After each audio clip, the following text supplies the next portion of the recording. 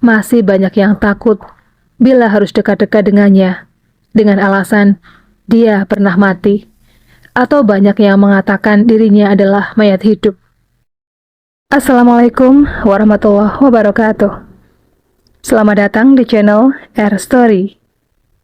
Kali ini ada cerita horor tentang kembalinya seseorang dari alam gaib setelah 15 tahun.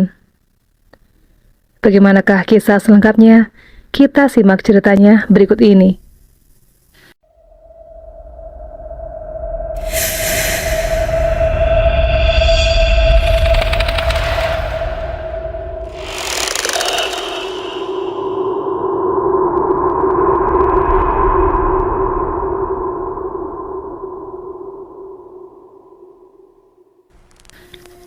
Sungguh ironis jika seorang anak yang merupakan permata hati dan tumpuan masa depan kedua orang tuanya harus diserahkan kepada iblis durjana.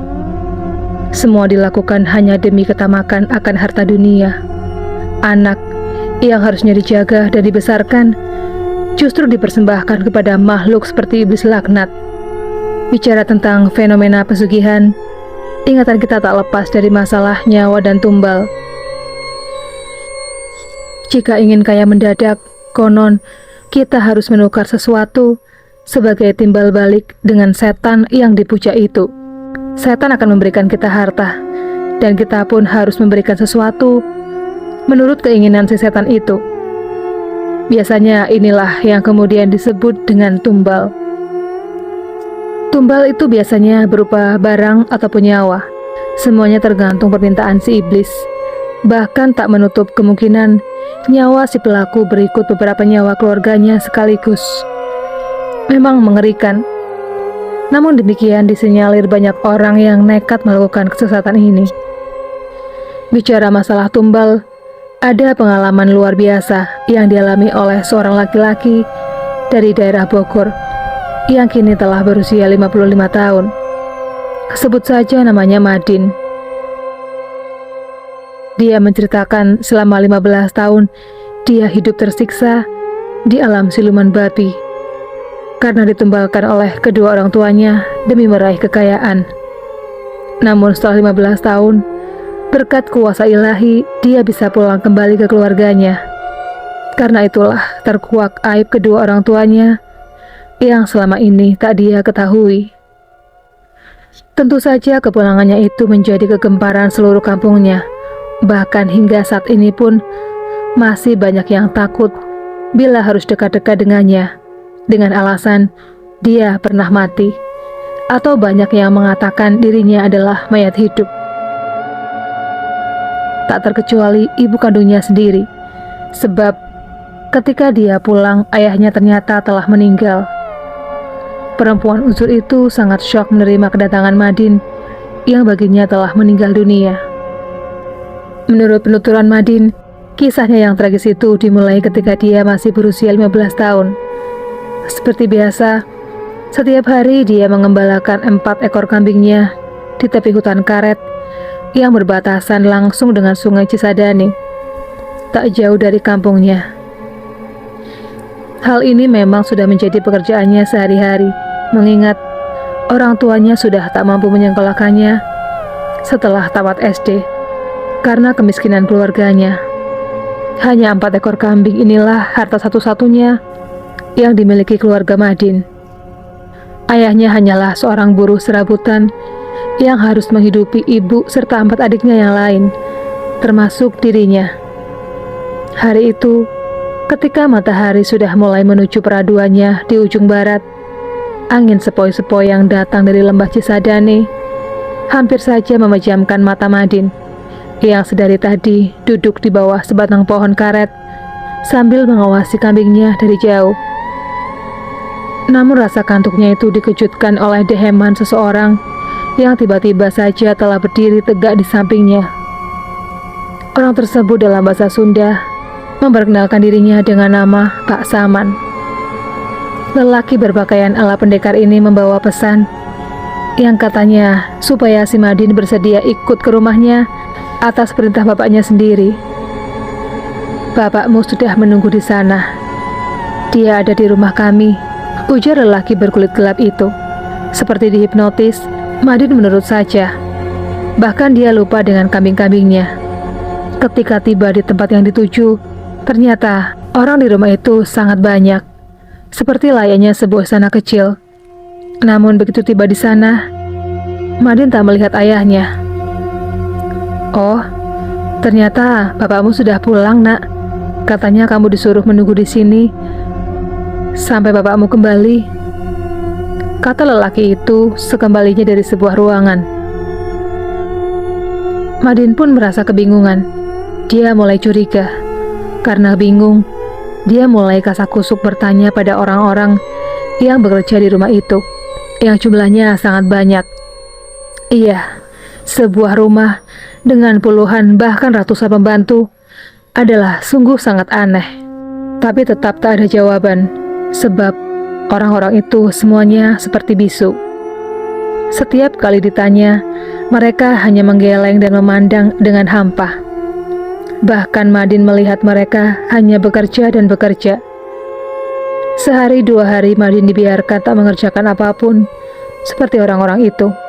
Namun, menginjak hari ketujuh, dia dikejutkan oleh suara yang menggeledak, yang menghardiknya agar bekerja seperti yang lain.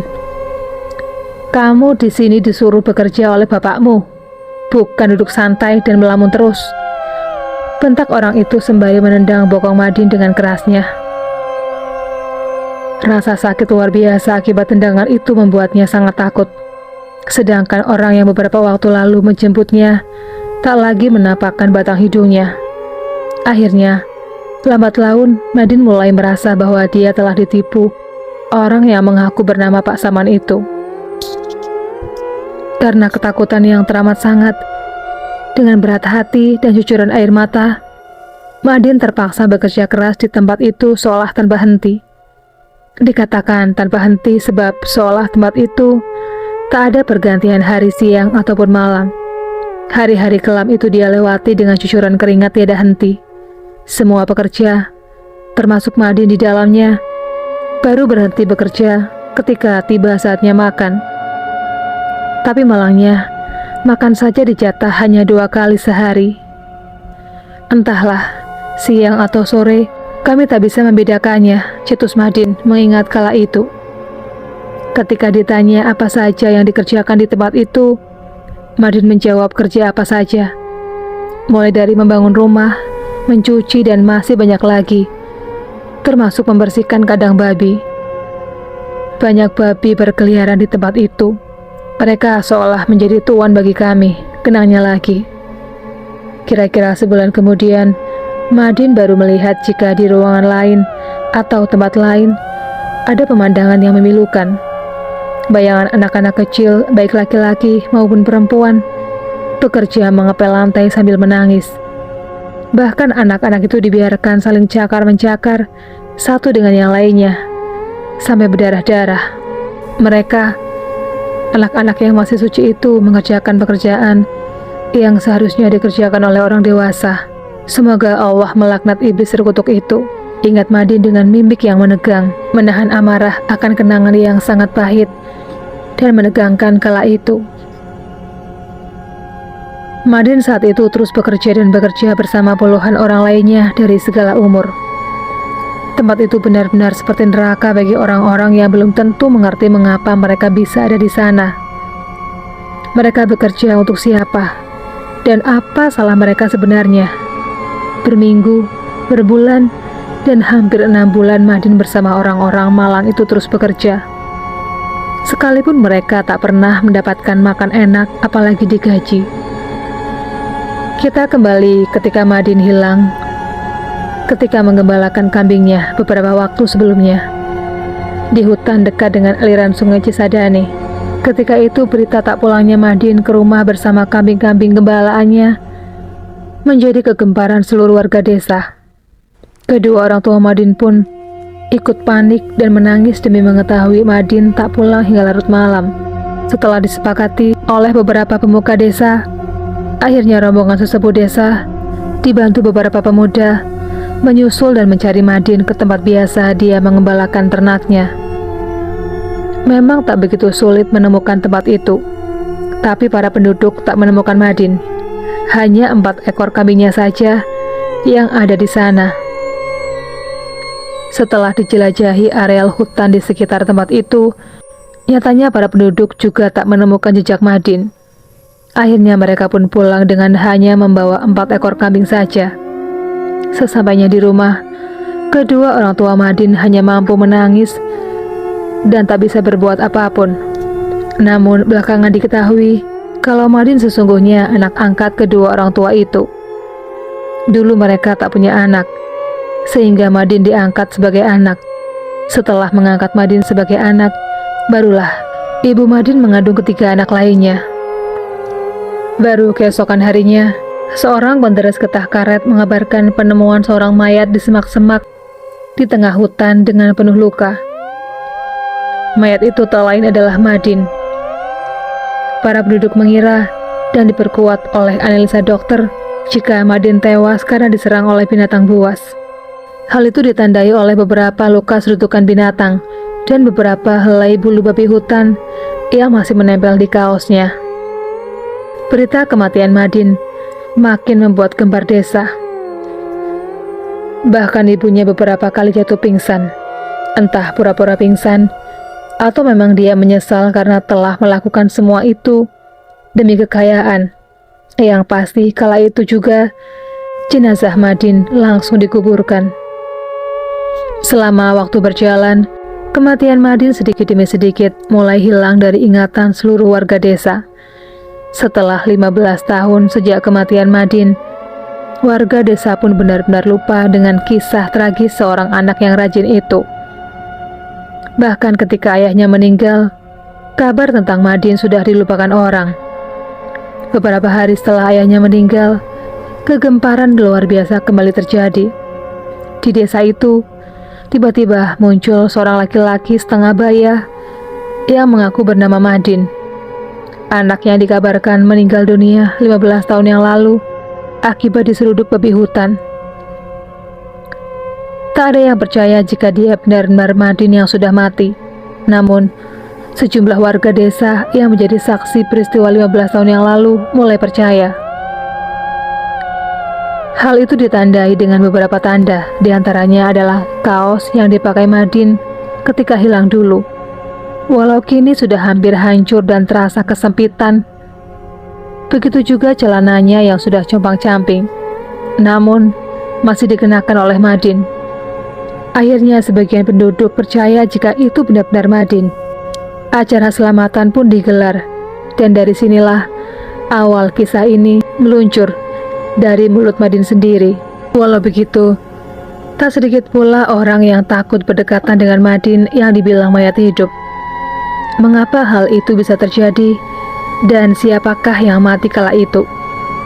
Ketika Madin masih berada di alam siluman babi, yang menurutnya hanya 6 bulan itu, padahal yang sesungguhnya adalah sudah selama 15 tahun.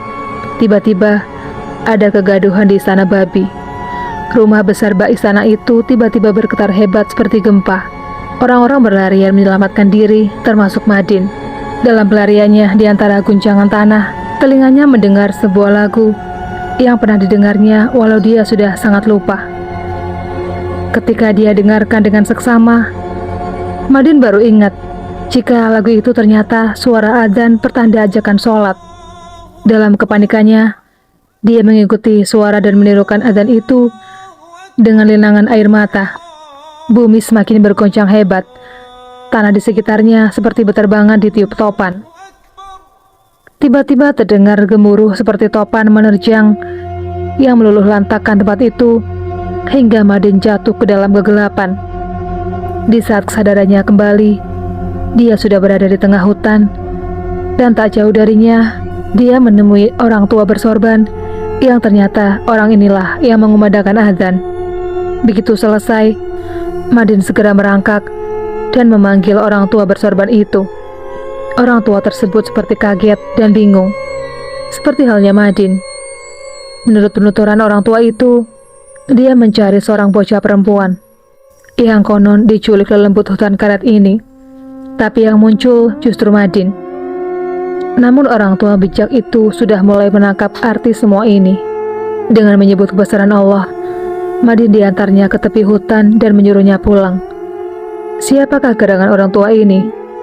Ternyata orang tersebut adalah Haji Sapri, warga desa jauh yang dimintai tolong oleh keluarga si bocah perempuan yang hilang itu untuk menemukan putrinya yang lenyap secara misterius. Dengan kelebihan yang dimiliki serta karomah yang ada pada Haji Sapri, dia memastikan jika bocah perempuan itu hilang di sekitar tempat ini. Maka di tempat munculnya Madin, di tengah hutan karet inilah Haji Sapri berdoa serta mengumandangkan azan. Namun tanpa diduga, dia justru menemukan Madin. Padahal tujuan semula Pak Haji adalah mencari bocah perempuan itu. Ini adalah sebuah mukjizat Allah bagi umatnya yang beriman. Dan Haji Sapri adalah salah satu umatnya yang diberikan karomah. Cetus Madin mengenang Haji Sapri yang telah meninggal beberapa waktu silam. Bukan itu saja, belakangan ternyata atas kuasa Allah pula, bocah itu diketemukan lewat Haji Sapri.